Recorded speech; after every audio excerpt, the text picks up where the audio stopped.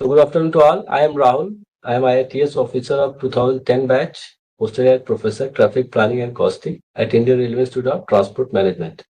Today I will speak on the Indian Railways customer amenities. The whole idea is to tell you how it evolved from the basic necessities to mobility hub. It's really a privilege to speak today on a subject that lies at a very heart of public perception of Indian Railways, that is passenger amenities. So first, I will give you the brief outline of my presentation. I will discuss first what is the Prime Minister's vision about mobility. Then I will talk about introduction to the customer amenities, its definition, its classification. Then I will discuss how it has evolved after independence. Further, we'll discuss in detail what types of customer amenities, definitions, classification in detail. Then we'll discuss the changing perspective, especially the Amrit Bharat Station Scheme and the Station Major Redevelopment Scheme. Then we will see global perspective, how Japan, China, Germany, and the other developed economy, they are saying they have developed their stations. Then we'll discuss what is the way ahead.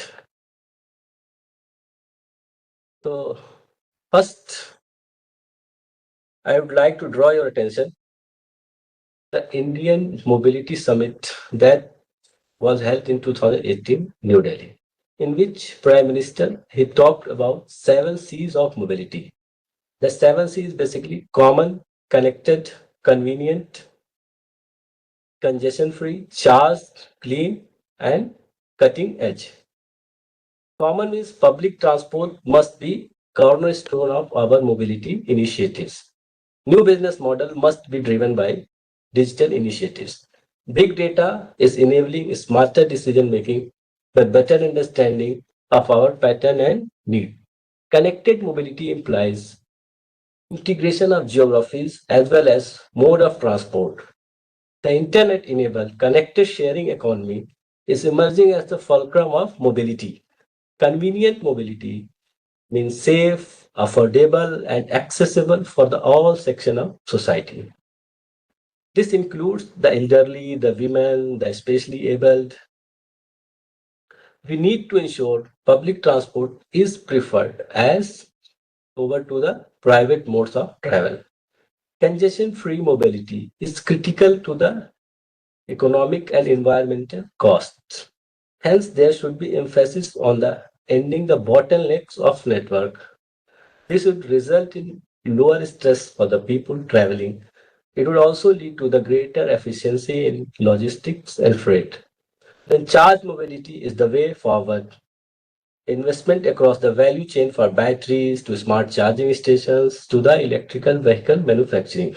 As you can also relate the current crisis going in the West Asia, the Prime Minister has again requested to move on electric vehicles so that our burden of the economy due to import of oil is lesser. Again, clean mobility powered by clean energy is our first and most powerful weapon to fight against the climate change. This means pollution free, clean drive leading to the clean air and better living standard of our people. We should champion the idea of clean kilometers. This could be achieved through biofuels, electric cars, solar charging, etc. Then the cutting edge is mobility means the latest technology, just like the AI, it could be the biggest innovator in the sector. And this framework is extremely relevant to the Indian Railways because today railway is not merely a transporter of passenger. We have to understand this. It is becoming an integrated mobility provider.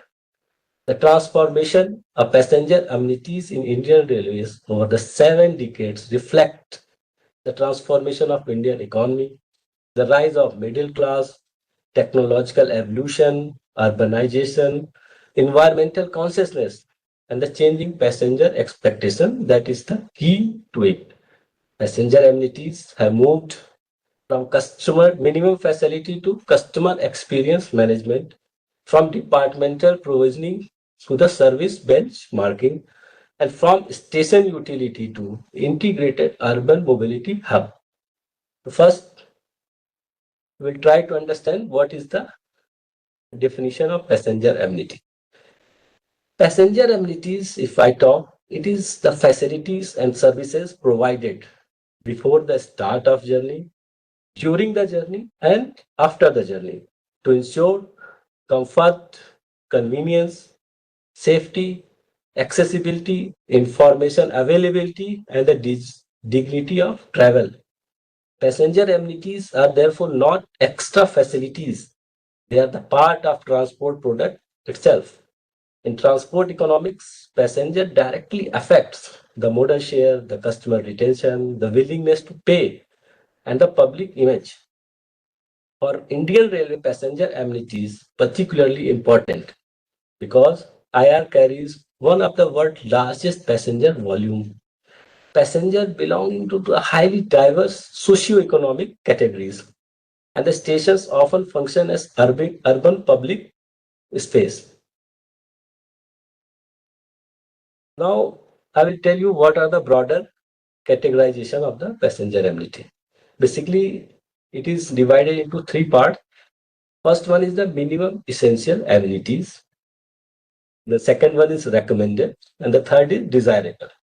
Minimum essential amenities are the mandatory facilities that must exist at all the station irrespective of the category of the station. As you are aware, there are different category of station in Indian Railways.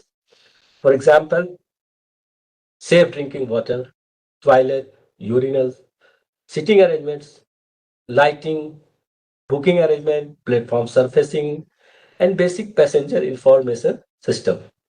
The philosophy behind the essential amenities: every passenger deserves minimum standard of dignity and safety. Then there are recommended amenities. These depends basically on the category of station, the footfall of passenger, operational, religious importance, and earning of the station. This includes waiting halls, platform shelters, the reservation offices, public address system, the cloak rooms, the catering units, etc. Then there are desirable amenities. These are passenger comfort and customer enhancing facilities. For example, AC waiting lounges, escalators, lift, executive lounges, Wi-Fi, digital information system, food court, child care areas, smart signages. These facilities are increasingly becoming standard expectation of passengers at any major station. Then you must understand what is the basis of provisioning, how we decide at what station what kind of facility to be provided. So basically, it depends on the passenger earning, footfall, strategic importance, tourism importance, pilgrimage significance, suburban traffic, and the operational growth. Historically, provisioning was resource constrained, but over the time, railway shifted toward service standardization, benchmark-driven provisioning, and the customer-centric planning. Now, I will discuss the historical evolution of passenger amenity. So first, I have divided into many eras. The first one is the necessities era. This era was just after the independence. The first structured passenger amenities guideline, it was introduced in 1952. It covered basically two things: the basic amenities and the additional amenities. This was the condition. India had just emerged from the partition and the economic hardship. Railway faced enormous pressure for the route expansion, refugee movement, the freight mobilization, and the national integration.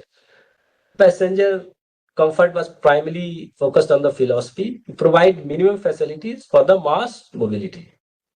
This includes just like the drinking water, benches, toilets, and the additional facilities which was supposed to be provided at important stations only, like foot over bridges, raised platform, better water supply, fans, clock, like that. And the main characteristic of this period was the steam traction dominance, low electrification, the mechanical signaling, and the manual reservation system. Passenger experience was not good, crowded waiting areas, limited sanitation, minimal passenger information system was there, low expectation from the public transport. The basic philosophy was again based on the route kilometer, train operations, and the freight movement. Then came the era of expansion and the standardization. This period coincided with the urban growth, suburbanization, green revolution logistics, industrial expansion, and increasing rail dependence. Passenger traffic grew enormously. This forced railway to improve further their infrastructure in a systematic way. The key changes during the period: station differentiation begins. Earlier, there was no classification like A, B, C category. This was the first when it started. Station increasingly begin differentiated based on the earning, operational importance, the passenger volume. This laid the actual foundation for the further categorization of stations. And as we see now, yes, NSG, SG, and the SC. This era we saw the electrification and the better infrastructure, better platform surfaces, electrified lighting, public announcement system, shelters, like that. Then reservation revolution happened in this era. Basically, the computerized passenger reservation system was started in 80s decade. Before that, reservations were manual, corruption and efficiency were common. Passenger physically queued for hours. The PRS transformed passenger experience by improving transparency, reducing waiting time, enabling network reservation, improving reliability. This was among the earliest large-scale digitization initiative in the government sector, even before, way before the aviation sector. Then the catering and on-board services, it started pantry cars, station catering stalls, standardization of sleeper coaches, improved lighting, fan, etc. Then comes the liberalization era and the passenger-centric reform. This period marks one of the most important policy transformation. India's economic liberalization changed the passenger expectation dramatically. Passenger now started comparing at least with airlines, private buses, and the emerging highways. They will realize passenger amenities are not welfare expenditure alone. They are strategic public service investment. So this changed the whole philosophy how the passenger amenities will be. So this brought the landmark reform in the passenger amenities policies. And the first time you saw the stations were categorized into A, B, C, D, E, actually based on annual passenger earning and traffic handled. This brought objective funding prioritization, accountability, and the standardization. As you all aware, all the passenger amenities, or we call it customer amenities, are taken in the plan at 53. So it gave an objective how you can decide at what station, what kind of infrastructure is required, and what kind of facility you are going to provide. And also, it provided the earlier, as I talked, the three tier, the minimum essential amenities recommended and the desirable amenities. This reduced the arbitrary decision making, and it also introduced the concept of review after 5 years. Station categorization began being reviewed every 5 years. This recognized the changing pattern of traffic, the urban growth, the evolving passenger needs, and the major facilities introduced like water cooler, public telephone, better toilets, platform shelters, reservation counters, train indication system. Passenger amenities now began becoming visible, indication of station quality and experience. Then comes the modernization and the comfort era. This was the period in which we witnessed the rapid economic growth, rise of aspirational middle class, increasing airline competition, and the customer service awareness. Passengers are now well aware in this period. They started expecting from basic transport need to the comfortable transport need.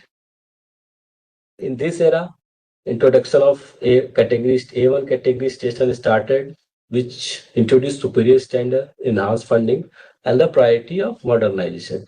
passenger information system, it evolved. LED display board started, electronic indication, coach guidance system, automated announcement, and the passenger anxiety reduced up to a significant level, and the information start becoming real time. Accessibility improvements. First time policy linked facility includes like ramp, wheelchair, Divyang toilet, tactile indicators. This reflected a shift towards, you will find, inclusive mobility.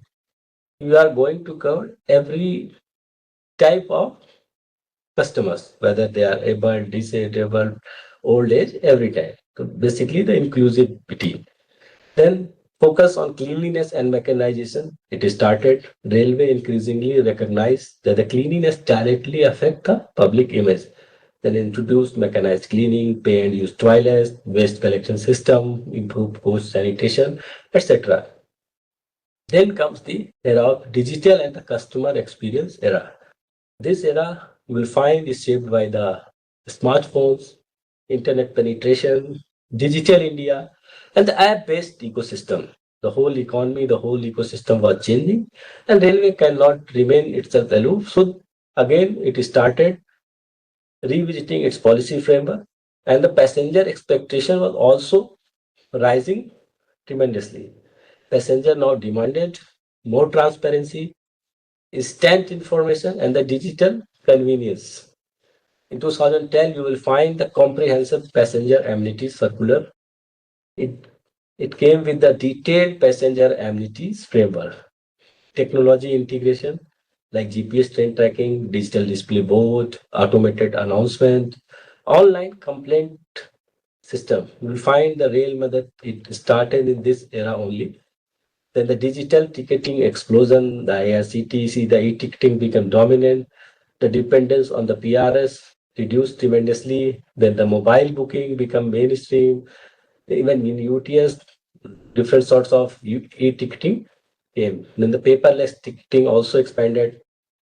This changed the passenger behavior. This was the era when the behavior of the passenger started changing. Then for the passenger facilitation, the installation of escalators, lift, food plazas, executive lounge, retiring room, online booking. This happened. Then one major shift during this era happened. Growing focus on the security need. When the CCTV came, integrated security system came, women's safety was especially focused. Helpline was created. So basically, security become part of passenger amenity planning, which was earlier you will find missing. Then actually 2018, you will find the transformation started happening. This is the perhaps the most ambitious passenger transformation phase in Indian Railway history. The focus is shifted from the station improvement to the station transformation. In this era, the committee of ED constituted by the Railway Board, they have to assess the changing requirement, increasing traffic volumes, and the technological improvement. They had suggested basically they recategorized the station just like NSG, SG, and SD. I will discuss these in detail in the next slide. The station this marked basically a major conceptual shift. Passenger-centric planning replaced purely revenue-centric planning. The airport is type on redevelopment.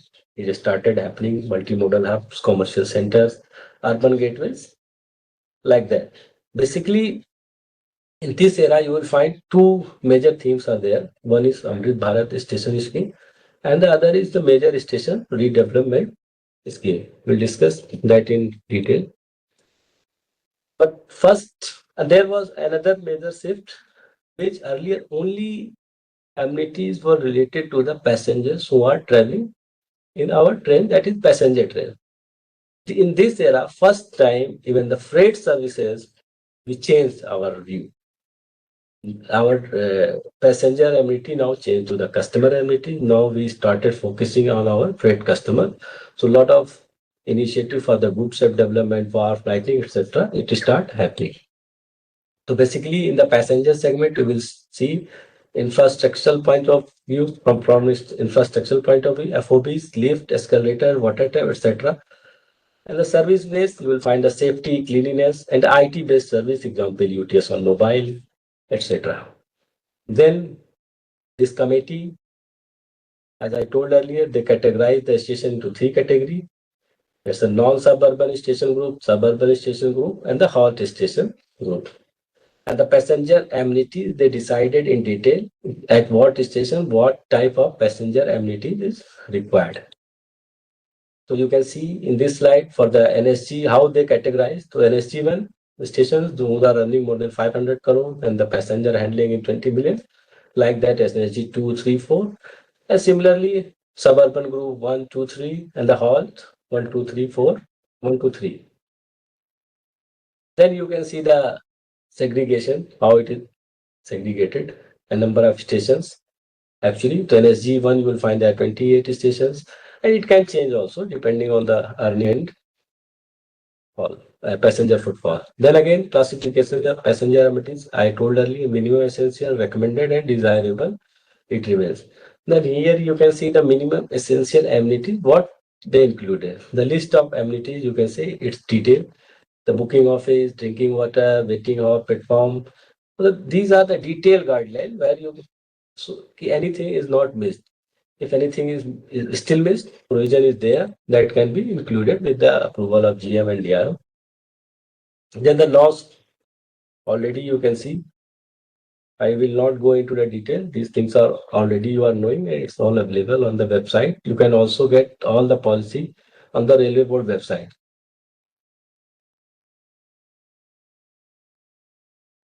Notes of the emit at the halt is everything is written. What they have not recommended at the halt station that I have categorized, the signages, parking cum circulatory area, these you have to keep in mind whenever you are planning.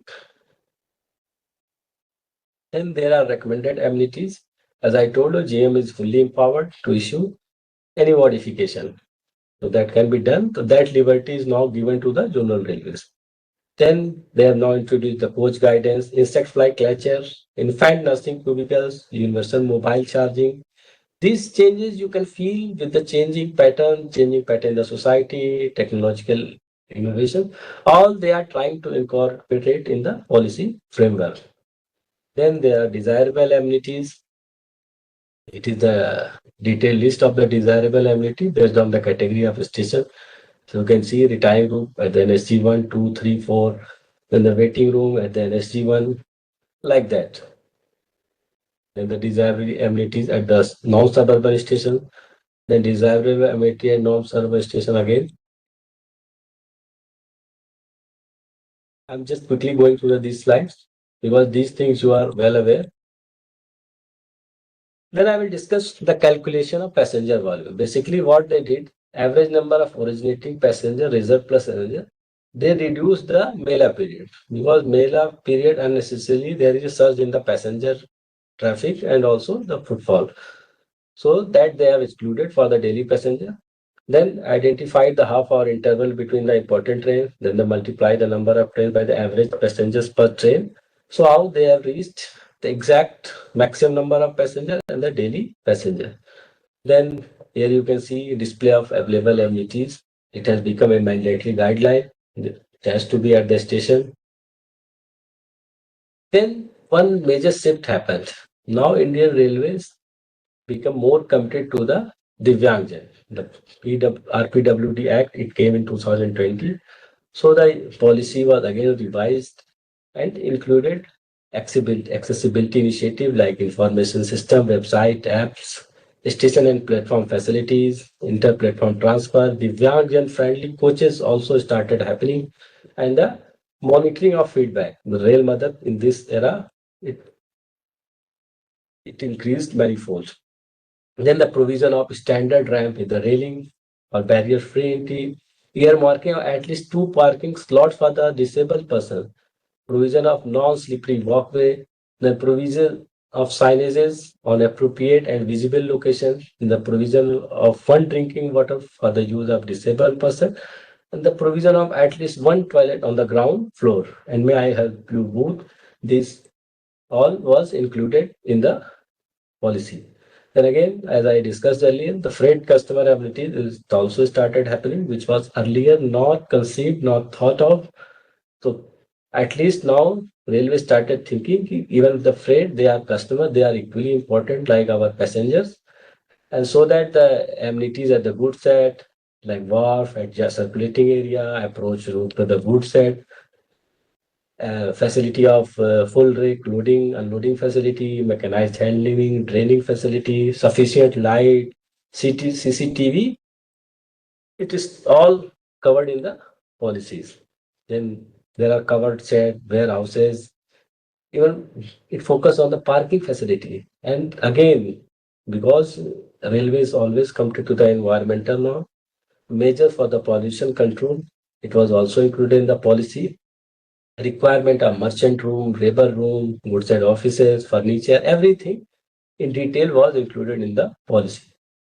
And the kind of WAF required the terminal to just objective was to reduce the detention, terminal detention, and also to all weather facilities because during the rainy season, most of the goods set they are not workable. Loading and unloading is very difficult during the rainy season. What all it was covered in the policy. Then approach road. Then again, a major shift came through the Amrit Bharat Station scheme. The Amrit Bharat Station scheme represents transformational vision for the Indian Railways.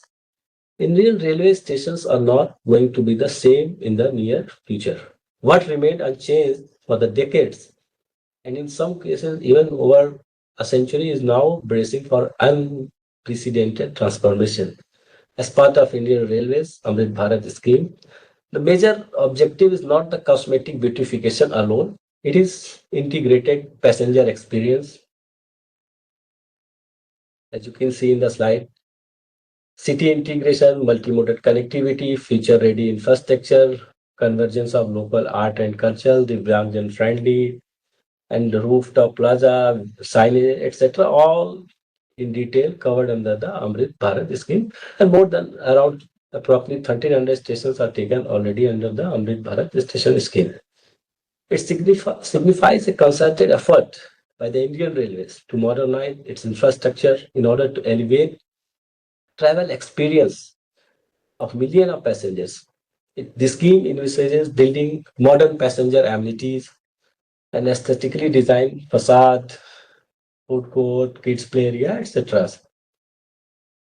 Major feature is wider FOBs. So you will see the 12-meter FOB, it started happening. The improved entry exit were separated for the segregated movement flow, the better parking facilities, passenger comfort, modern waiting halls, the food court, lounges, escalator, lift, tactile pathway, the Divyangjan friendly infrastructure. And the one most important thing, innovative aspect, it was reflecting local identity. For example, you can see at Ahmedabad, the design was adopted from the Moderator Sun Temple, Dwarka, from the Dwarkadish temple itself, then Gurgaon, the IT city concept. Similarly, at every station, the local famous thing like temple, yeah, local art, anything, it was covered in the station building itself.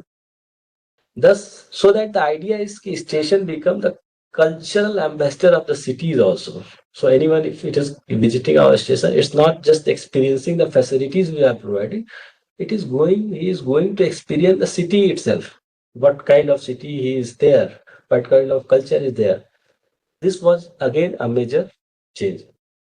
Then again, major station redevelopment work for the big stations just like New Delhi, Chandigarh, Lucknow started happening. The main aim was to modernize, upgrade, and create city centers at stations. Segregation of arrival departure, sustainability with eco-friendly infrastructure. Now I will see, as briefly I have discussed what how the policy evolved, what are the major changes. In detail, I have already shared in the slide what kind of facility is required at the category of the station. Now we will see how the other developed economies or the developed world, they are managing their station. I've just put these slides to give a perspective so that you can understand how they are going ahead. So you will see there is Japanese model. Basically, they develop on the transit oriented development model. Basically, in this, they created stations as a mobility hub and the commercial centers. All their stations they converted in a mall so that the person coming and out, they can all their requirement needs anything at the station itself.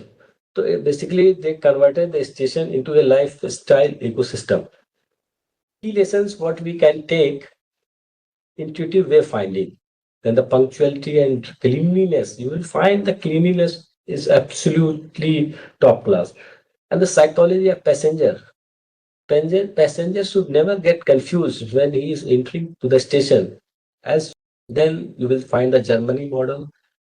Germany, what they did, they integrated the whole city with the main focus was on the last mile connectivity. So they converted city stations as a central hub for the long distance and regional connectivity and the seamless modal interchange. Then of course China, the scale and the passenger flow, it's enormous, it's a huge.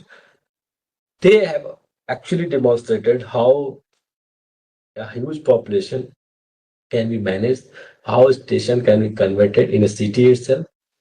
So I use we have to think how what is the way ahead, how we can going to change our stations, what model we can adopt. Just as we have started already on the ABS and the major station redevelopment. Now the question is, what is the way ahead? The first challenge what I feel is operation and maintenance. We are already creating a lot of stations under Amrit Bharat station, major redevelopment. So what will be the model under which we are going to maintain the asset? If creation of asset is important, then the maintenance of asset is equally important. So what model we have to adopt on this topic? I think we need to think more and we have to study more how the other countries, what the best practice in the world, how what they are adopting, how they are maintaining their assets. Because in the coming year, this will be a major challenge. How we will monetize our assets, how we are going to develop our station as a work hub, where station in itself will become a work hub. Again, a de novo thinking is required. So it's all on us how we have to take the railways ahead.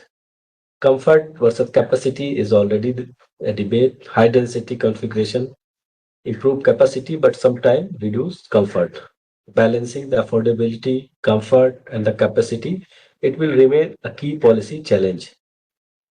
Then the future passenger is what it can be, just like the Internet of Things, the AI, the predictive maintenance, the real-time passenger analytics, the actual capturing of the demand of the passenger, the desire of the passenger, what is their expectation, what they desire, and how we are going to address those needs.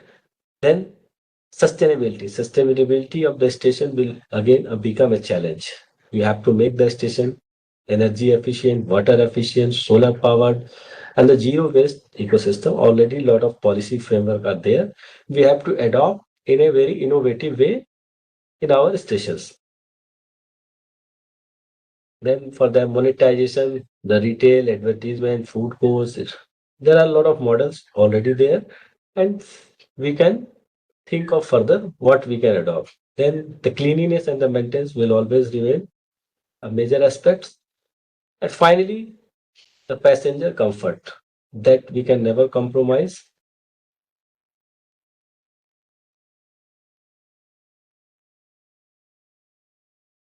So before thank you, I would like to conclude.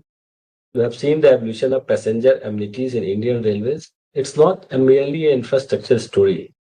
It's a story of democratic mobilization, a technological transformation, and inclusion, and a national development.